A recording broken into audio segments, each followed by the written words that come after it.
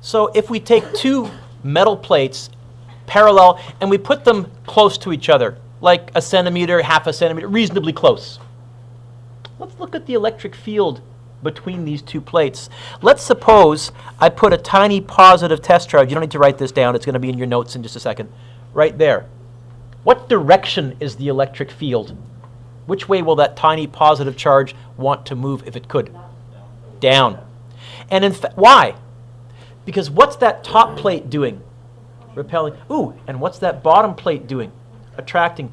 Which force is stronger, the repulsion from the top or the attraction from the bottom? Why from the top? Closer. Now, let's suppose it moves right to here. The repulsion from the top is still slightly stronger, but it is weaker than it was before. But which one has gotten stronger?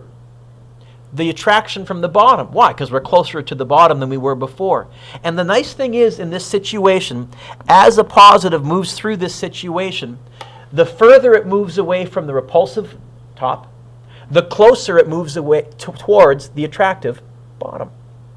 And the closer you move to that bottom, the stronger the attractive force, the weaker the repulsive force, and it's a beautiful one-to-one relationship, which means, as it turns out, you get a constant electric field, because as one gets weaker, the other one gets stronger, and exactly makes up the difference. Between parallel plates, you get a constant electric field. The electric field here, here, here, here, here, here, here, anywhere in here, it's identical. It's the same no matter where you are. It's the same no matter where you are. And that's going to give us some nice mathematical properties and actually some very, very cool technological properties. In fact, this idea of parallel plates is what explains, or what we used for all televisions until we went to the plasma flat screen stuff. The old style TVs, the ones that when you look at them from the back, from the side, you have a curved front screen and then that huge back screen sticking out like that. Okay, back here, what you had was an electron gun, and you had two parallel plates that you were firing it between, because you could control the electric field, and because you could control the electric field, you could control the force, and because you could control the force, you could put that electron anywhere you wanted to, which meant you could make it hit anywhere on a TV screen that you wanted to, and that would give you one pixel dot. Now technology has changed all that, sadly. Oh, I fibbed a little bit. On the very edges, the electric field isn't quite identical and uniform. It blurs a bit at the edges. That's why on the old TVs, the picture could only get so good. That's why HD TVs are so much better. Okay, completely different kind of technology. So today we're going to be looking at parallel plates. If you take a look at the notes, lesson 6, block A. This is a circuit diagram. I wrote down here, another important voltage problem is the parallel plates problem. Large, flat metal plates are charged up using a power supply. In a circuit, this is the symbol for a power supply or a battery. You'll learn this next unit, so you don't need to freak out. I'm not going to test you on it this unit. But the symbol for a battery, two parallel lines, one short, one long. The short is the negative, the long is the positive. You'll memorize this next unit because we'll flog it to death. So what that means is this is positively charged. This is negatively charged. This is a positive voltage. This is a negative voltage, or you know what? Let's say it's attached to the ground. It's 0 volts. If the metal plates are very large, and by very large, I don't mean yay big. I mean compared to the microscopic scale, like yay big, because electrons and protons are really small. Then the voltage varies directly with the distance from the plates. Say what? Let me give you an example. Example 1. Let's imagine that we have plates separated by 5 millimeters and charged to 500 volts. What's the voltage difference between the bottom and the top grand total, Ty? 500. What's the distance between them? 5 millimeters? You with me? I thought it was like No. What's the total voltage? I picked numbers on purpose. 500. What's the distance between the two plates? 5 millimeters. Here's what that means. If you were to move a charge from here to here, 1 millimeter, it's traveled through 100 volts. because 500 volts is 5 millimeters. Each millimeter is 100 volts. It's a linear, nice one-to-one relationship. If you move that same charge from the bottom 2 millimeters, you know how many volts you've gone through? 200. Yeah, 200. In fact, we can graph it. The voltage at location 0 is 0. But after you've traveled 1 millimeter, what's your voltage? 100. So 1 would go through, I think each square here is 100 on the vertical axis, because 5 squares is 500, right? Do a little counting here. 2 millimeters up, you've traveled through 200 volts. 3 millimeters up, you've traveled through 300 volts. 4 millimeters up, you traveled through 400 volts. 5 millimeters up, you traveled through 500 volts. And what you notice, Chelsea, is this a curve? No, it's linear, which means the math will be much nicer. In fact, I can connect the dots.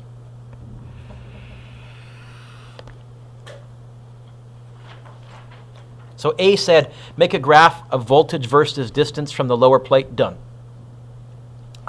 B says, find the slope. Okay. Slope is what over what? What's the rise? Well, if I go to the farthest point, it looks like the rise is 500 volts over. What's the run? 5 millimeters, yeah? I don't like those units. Let's get rid of the millimeters. What does milli mean as a 10 to the what? Okay, so let's change this to 500 volts over 5 times 10 to the negative 3 meters. Can you go 500 divided by 5 times 10 to the negative 3?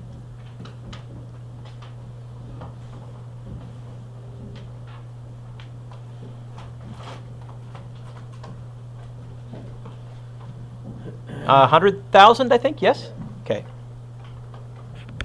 Oh, not a million, Mr. Duke. 100,000 volts. Terry, you lose your vehicle, and then on top of that, with no vehicle, you've got to find a way on Monday to get us some Timbits. Although that's a nice way to start a Monday morning. Don't be late. Okay. But now, I don't know if you remember, Jaron, about a month ago, I gave you tricks to analyze graphs. I want to analyze this slope and see if I can figure out what the heck it means. I want to look at volts per meter, because that's the units that popped out of here. We did volts yesterday. Do you remember our definition of voltage was? It was how much energy per charge. You know what? Voltage is joules per coulomb per meter. Volts per meter then would be joules per coulomb per meter. So far, so good. When you have a 3-level fraction, because I know you guys suck at fractions, joules per coulomb per meter, actually that's the same as joules per, you know what, I'll put a dot between them because otherwise you'll think that's millicoulombs. Meter times coulomb. And what I want to look at, boys and girls, is that one. What? It's not going to be the area because we're dividing, it's slope. Okay? What do we measure in joules? Work. What do we measure in meters? Distance. Hey, have I got an equation that has work and distance somewhere in the same equation? Go find it. Mabad. What? Okay, here's our analysis. If work equals force times distance, I guess that means that joules per meter is what, Mabad? Is what? Joules per meter is equal to what? You said this. Joules per meter is equal to what? Force. Force. What do I measure force in? Okay, so I'm going to argue that this is really newtons. with a coulomb on the bottom. Now here's my question. We have measured something, this unit, in newtons per coulomb. What was this unit in newtons per coulomb? Huh? Turns out the slope is the electric field.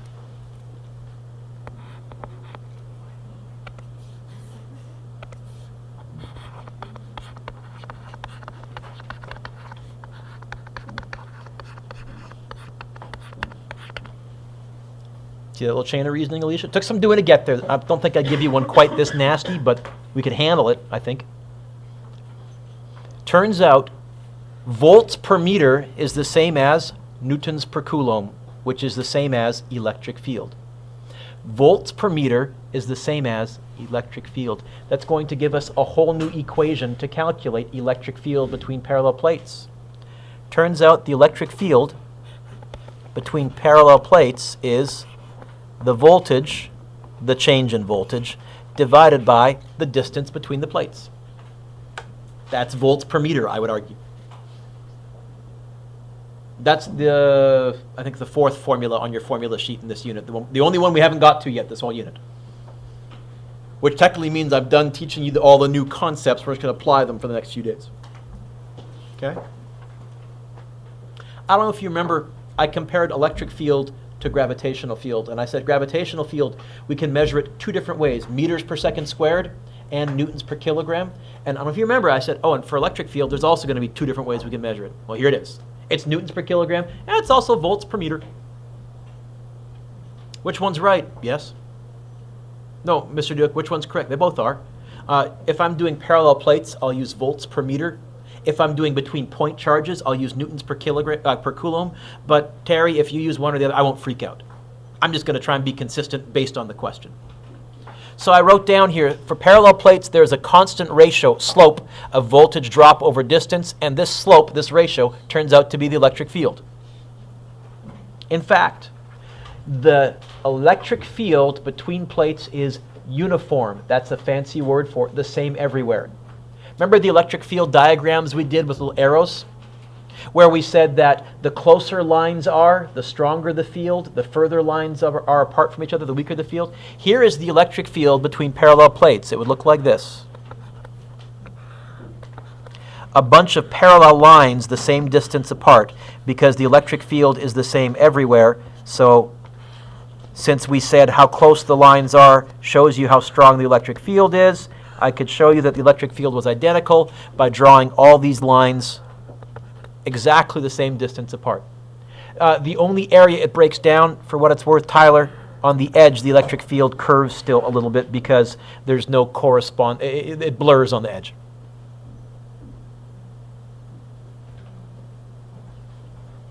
Megan, don't write this next bit down. This would be wrong because you'd be saying right in the middle there the lines are closer together. You'd be saying right in the middle there the electric field is stronger right there. It's not. It's uniform everywhere. Which next class is going to give us some nice problems, some nice questions, some nice situations that we can look at. Well, among other things, this is how we built televisions. Really? Yeah. Among other things, this is how we can start to represent lightning. We'll do a day looking at lightning. Oh, yeah. Example 2 says, find the electric field and direction inside the plates. So I am not going to use electric field equals KQ over R squared because I don't have a big planetary charge. Instead, I'm going to use electric field, that phone on vibrate at least, but you can power it off. You're not that important, whoever that was. Nico. The change in voltage divided by the distance between the plates. So, Ty, my friend, we'll come back to you now that you're back with us. Look at those two plates. What's the change in voltage? What if I had done this? What's the change in voltage? 225. What if I had done this?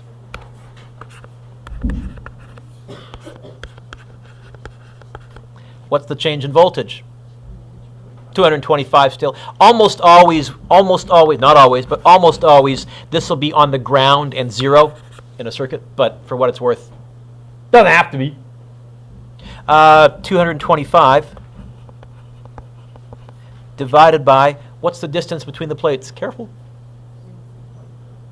Don't put a 3. 0.03, meters, yes? 0.03.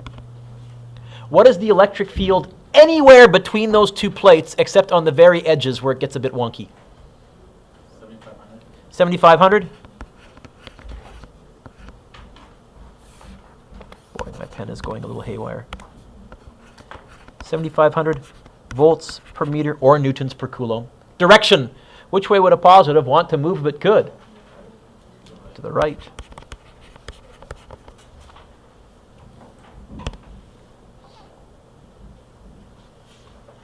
Okay. Oh, don't forget also, if I know the electric field and I put a little tiny charge between those plates, I could figure out the force that that tiny charge was experiencing. Little preview of coming attractions in your homework. Example 3.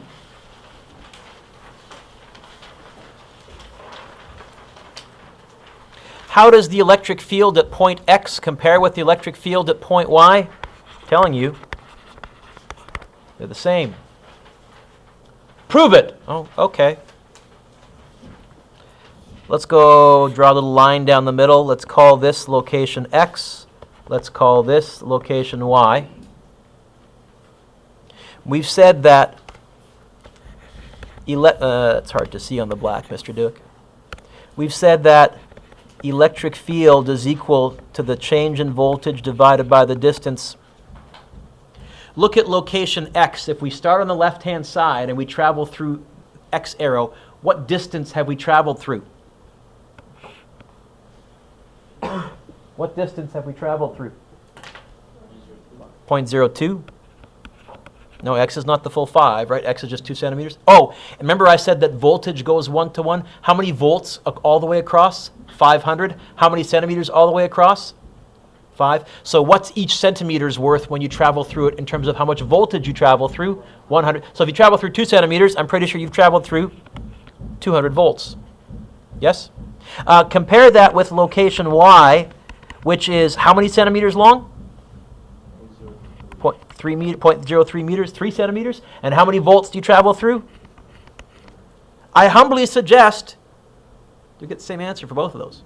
The same electric field for both of those. It is constant. It's constant. It's uniform.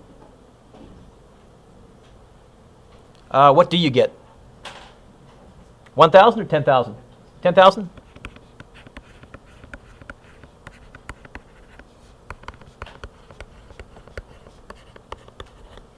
Okay. Example 4. How does the electric field at point X compare with the electric field at point Y between plates and point charges? Same.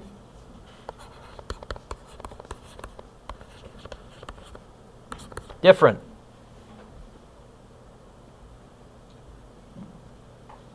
How come? Electric field is the voltage over the distance. We just proved that they were the same in the previous question. What was electric field between point charges? Yeah, it had a Q in it. Yep.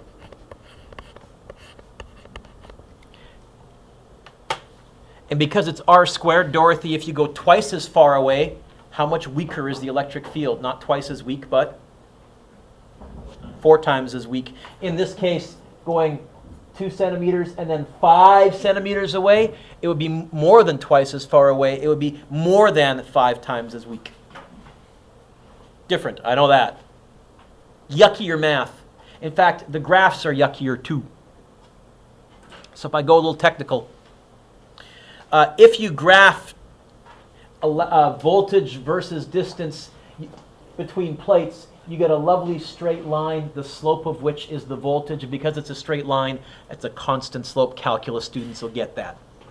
But if you graph electric field voltage versus distance for point charges, remember for a point charge, the voltage was given by KQ over R. This is really a graph of 1 over R. Math 12s, it's the reciprocal graph, which gives you that funky curve. Okay. So since the electric field is the slope of these graphs, you can see that for the first one you have a constant slope, but for the second one you have a changing slope. Oh, by the way, this little glitch, that little bump right there isn't supposed to be there. I mentioned I think I need to retype these notes this summer. It's just really putting that off for as many years as I possibly can, but I think it's time. Okay. I wrote here, Jake, technical comment also. So for all electricity concepts so far, force field, potential energy, I've tried to give you a connection to gravity. What's the gravitational analogy for voltage? And what I told you last day was voltage is sort of, Nico, kind of like height. The higher you lift an object, when you let it go, the more potential energy it has, the more damage it'll do. The higher voltage an object is at, the more potential energy it has. But it's not quite like height because it's really how much height you have per kilogram, which has no gravitational real analogy, but it's close enough. In fact, when we do circuits, we're going to treat a battery as though it was a chairlift on a ski slope. And what does a chairlift on a ski slope do to skiers? Gives them higher potential energy. And then when they ski down the hill, all their potential energy becomes kinetic. In a battery gives higher potential energy to charges, and when they go through the circuit, all the potential energy becomes electric. Mostly heat. Oh, when you finish your ski run, at the bottom of your ski hill, how much potential energy do you have now? 0. When a charge has gone all the way through a circuit and reaches the bottom of the battery, how much potential energy does it have now? 0. And then the battery lifts it back up again. That's going to be our analogy, Chelsea, next unit. What that does mean, though, is you can think of a parallel plate voltage as a steady sloping mountain and point charge as a mountain that starts out really steep and then levels off pretty quick. I guess. It's a short lesson because we're going to be going through a couple of tests, the momentum test and the circular motion test, finally. What's your homework? Number 1, number 2, number 3, 4, 5, and 6. That's it right now.